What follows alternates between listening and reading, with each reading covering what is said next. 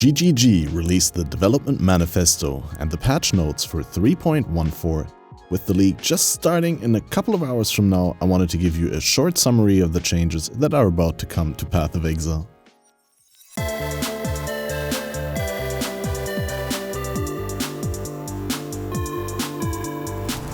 Welcome back to the Catmaster OP gaming channel, where I try to provide entertaining, fun, educational and inspirational content around the action role-playing game Path of Exile.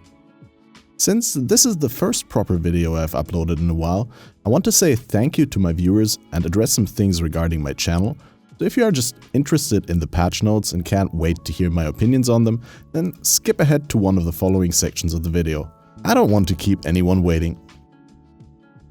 Before we go into my summary of the patch notes, I want to quickly thank every one of you who is still tuning in after my long absence from YouTube. I hope to make up for the lack of content and the resulting disappointment, although there are plenty of talented people who hopefully entertained you in the meantime. 2020 sure was a difficult year for everyone. After my own set of problems emerged from the crisis, and I had been building up some general unhappiness with the content I created in the past, I decided to take a break and a step back from video-on-demand content creation and reevaluate my approach. I'm sure planning to release a full video about what was going on in the background at some point for those of you who are interested, but it's too much to talk it all through during my Path of Exile content.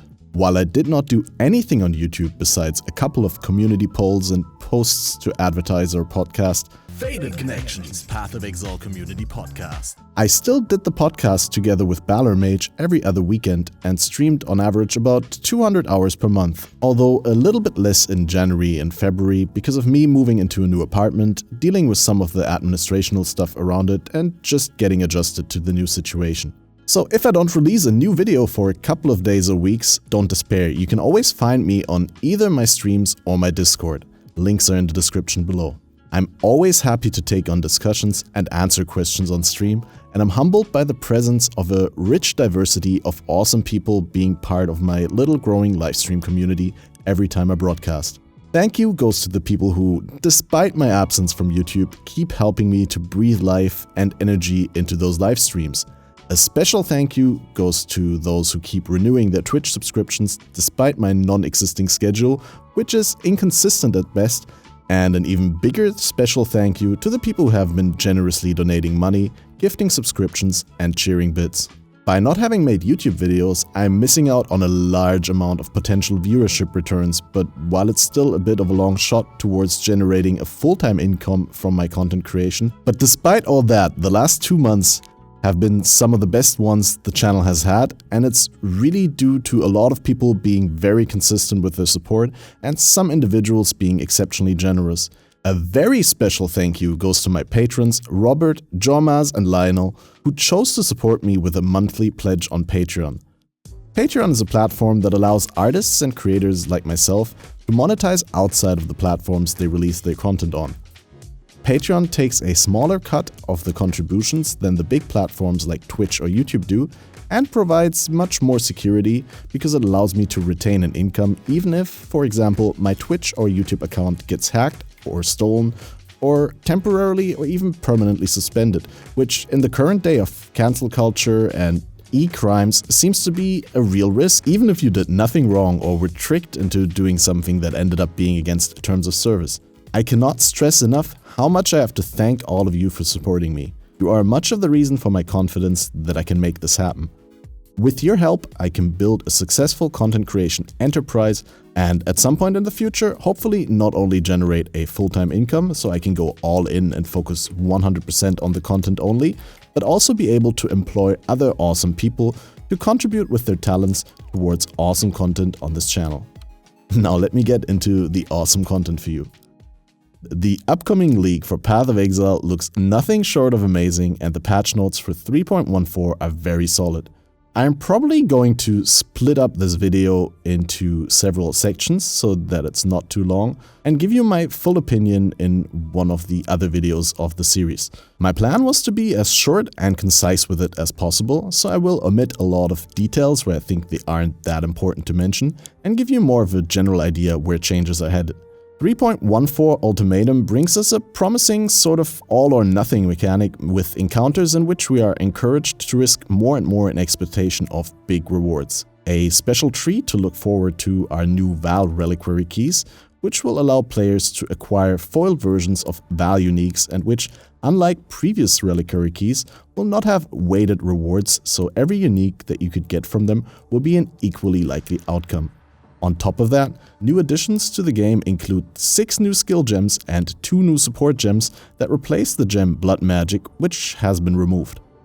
We get a bunch of new unique items, divination cards, a new type of currency, catalysts, incubators, scarabs, and new types of base items exclusive to certain regions of the Atlas of Worlds.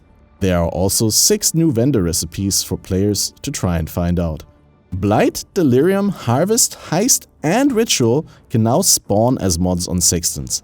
When you open a Conqueror map from Zana, instead of opening portals, you will now open a map device screen with the Conqueror map as map item in there, so you will be able to apply currency and fragments with all the bonuses applying to the map just like normal, and the quantity at 20% to the drops of the Conqueror boss. The witnessing of bosses for the Uncharted Realms will now only be granted to the player that created the encounter because party play created an unfair advantage here.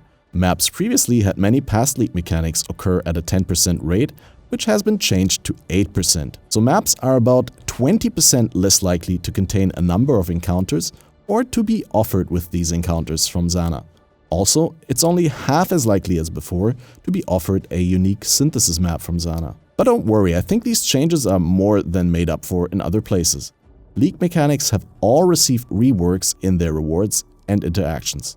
Also, Ritual is going core, so this mechanic is now also spawning in 8% of your maps. The rate at which deferred items reappear has been increased, and you won't be offered splinters in maps which you open with vessels to guarantee Ritual on them. Harvest has received a heavy but well-deserved nerf, as previously discussed in the development manifesto released, but will be a fair bit more common, and its Atlas passives have also been improved. It looks to be still a fairly strong way to deterministically work towards good items. In general, the rewards specific to leagues have been rebalanced such that the best rewards are usually best to get or even exclusive to the respective league content.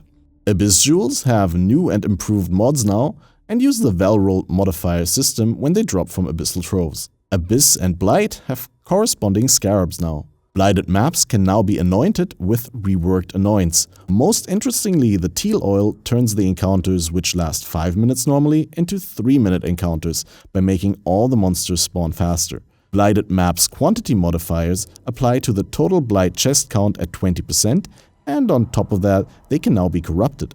From corrupted blighted maps, you can get tainted oils, which are a new addition and can be used to change the anoint on corrupted items. Bestiary received 10 new recipes and a fix to the continuous drooping of bases by making it so that items resulting from splitting cannot be split again. The same treatment has been applied to fractured fossils in Delve, and the rewards scaling for Delve has been adjusted to lower the ceiling and raise the baseline of rewards in the mine.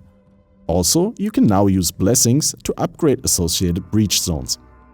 Delirium has been slightly nerfed from what I can tell, especially Cluster Jewel notables took quite a hit. Essences have been improved across the board and look like they offer some very desirable crafting options.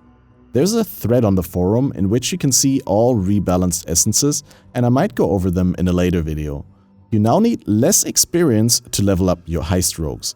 Incursion temples can now be itemized and stored away for later or traded, and temples have been improved so that they are more challenging and rewarding.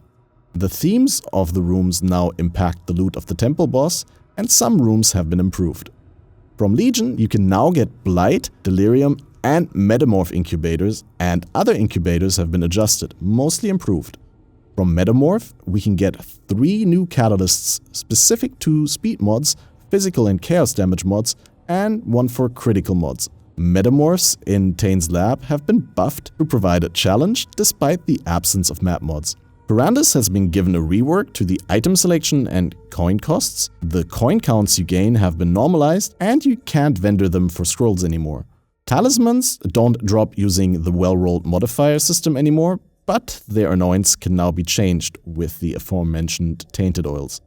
Labyrinth now has a UI that shows you the enchant you will get before you apply it, and in Eternal Labyrinth, you get to pick out of 3 helmet enchants next to the boot and glove enchant option.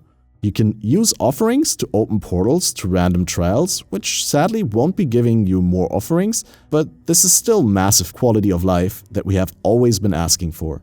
Also, getting the fastest time in given lab in a given league will not reward any unique jewel rewards anymore. These instead are rare drops from treasure chests.